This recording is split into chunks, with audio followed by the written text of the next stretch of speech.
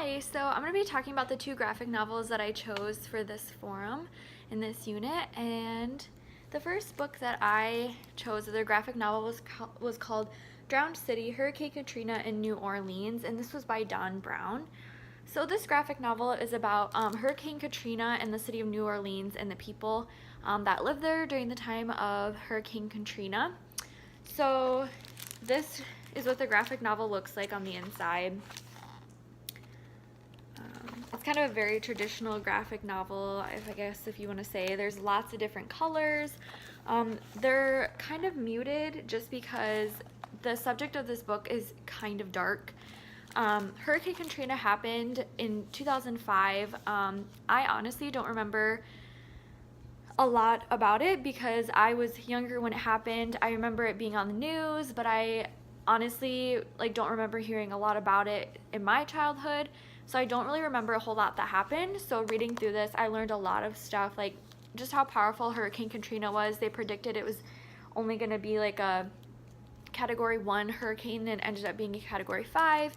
And just how many lives that were lost, human and animal lives, and how much people put an effort to rescue people and went out of their way to rescue these people when they didn't have to do that. And then I found out that there was an oil spill. There was poisonous snakes in the water, so the water wasn't even good to drink for the people that were stranded and people that were taking shelter in stadiums and domes and stuff, and they didn't have food, electricity, water, nothing. And so this book kind of describes what the government did and didn't do for the people that were stranded, and it kind of talks a lot about President Bush and the government during that time and just how much they did not do for the Hurricane Katrina victims.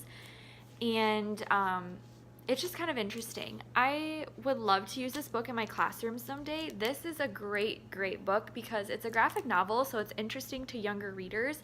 It's very easy to read and it goes by really fast because there's a lot of pictures and not as many words, so I think kids would really like that because we know how much kids love to read sometimes.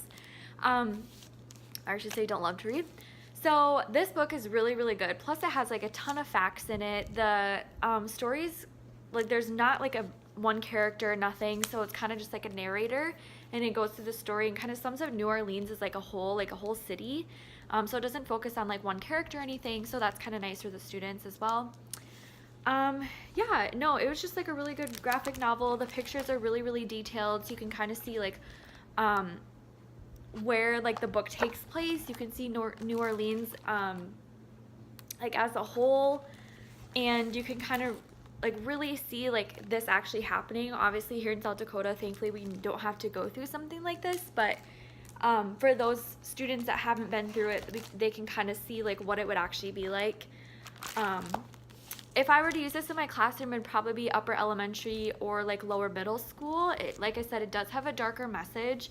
It talks a lot about the different animals that died, the different people that died during this time. So this might not be best for younger kids, but I think upper elementary and lower middle school, I think the kids would really understand the message, and they could kind of handle it better, I guess I would say. But I really liked this book, and I think I would love to use this someday in my classroom. I'm not quite sure if we would ever talk about Hurricane Katrina, but I could use this for a history lesson type of thing, or I could use it for a science type of lesson, where we talk about natural disasters and just how that affects us humans, how it affects the world around us, how it affects the land and that kind of stuff. And it talks a lot about, at the end of this book, kind of what happened, how they repaired New Orleans, and the people helped out and did that, so how to rebuild the city. So that would be something to talk about with this book as well. And then the second graphic novel that I chose is The Storm in the Barn, and this is by Matt. I don't know if it's Felon or Fallon. I'm not sure how to pronounce his last name. So this is what it looks like, and this is almost another history science type of book, which I didn't plan that. I just chose two random ones. But this one is about the Dust Bowl. So basically, in this book, we have an 11-year-old boy named Jack, and he's on the cover right here. And him and his family live in Kansas in, let me see, 1937, so a long time ago. So his family live in Kansas, and they have one of the Dust Bowl storms coming. And his mom and dad have been there since like the Native Americans lived in Kansas, so they were one of the first people to come to Kansas. And they moved there because the crops are really good, farming was really good, so they moved there to kind of start their own lives and make a living farming. And then all of a sudden the rain just stopped, and it was a huge drought. It was basically a desert that they're living in. So in the beginning of the book, we get introduced to the main character, Jack.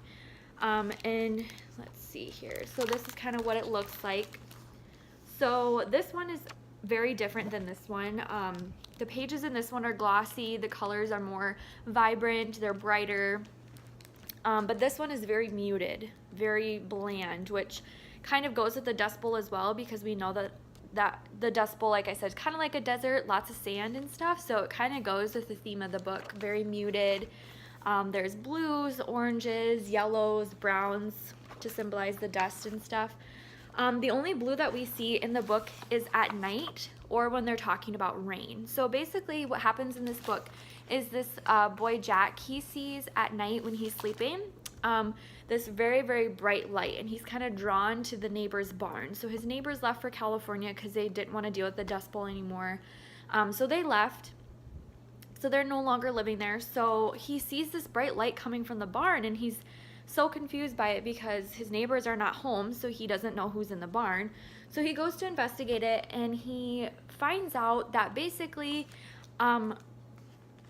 rain in this book has been personified. It has been literally turned into like a person.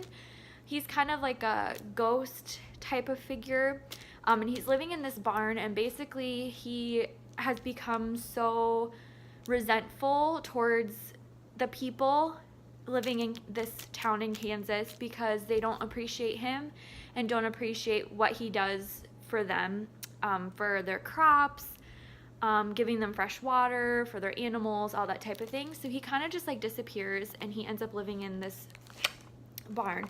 And Jack kind of discovers that, and he, like on here, he eventually confronts the rain and was like, why don't you come help us? Like, we need you, that sort of thing. And the rain says, like, you can't defeat me. I'm strong. You can't make me do what I don't want to do. So him and the rain end up fighting. He chases the rain, and in this little bag that was in the barn, that's actually the thunder. So in the beginning of the book, Jack was told by one of the townsmen that rain follows thunder. So he found the thunder, which was in this bag in the barn. So he figures if he rips open the bag and sets the thunder free, then the rain can be released, and it will actually rain, and then the Dust Bowl will end, and then their crops will grow back, which is exactly what happens. So he breaks open the bag, and then it just starts raining. And so this is a really cool book. It was very long, but I got through it so quickly because there's not a lot of words. There's lots of pictures. It's almost like a movie. You can kind of just see it like playing out in your head, how exactly this would happen.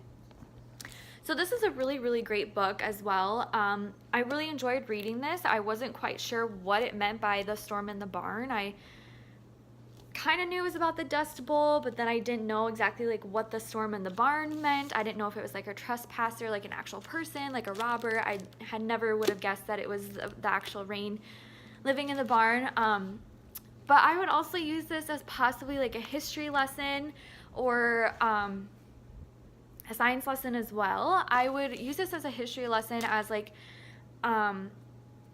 if we were talking about the Dust Bowl or something like that, I would probably have this sitting out at like a station or something where the kids could look at during that time. If maybe we were doing like a different activity, I could have stations, or maybe they would write in one station, and then the kids would look at this at one station, and then another station, maybe they'd watch a video about the Dust Bowl or look at pictures or something like that. So this would be really cool for the kids to look at. Obviously, they probably wouldn't get through the whole thing during that time because it's like 200 pages long. But I would have this out for the whole class to look at. This would also be really cool for a science lesson because we could discuss the Dust Bowl and then how that affected like the land and the people living there, and how, you know, these people suffered because they didn't have crops, so they couldn't make money, they couldn't eat, anything like that. So we could also talk about like science and that sort of aspect, and how like the rain helps us, and maybe do like some type of experiment with like growing plants, or having like a bucket of sand or something, and comparing like if there's no water in this one, like how dusty is it, and comparing to like how gritty the sand would be if we like had water or like rain constantly in the other bucket or something like that. And then maybe try to grow crops like grass or something in the one bucket, and try to grow crops in the other bucket without any water present. That would symbolize the rain. So that'd be kind of cool. But yeah, so these are the 2 graphic novels that I chose for this forum. I really enjoyed reading them, and I hope to use them in my class one day as well.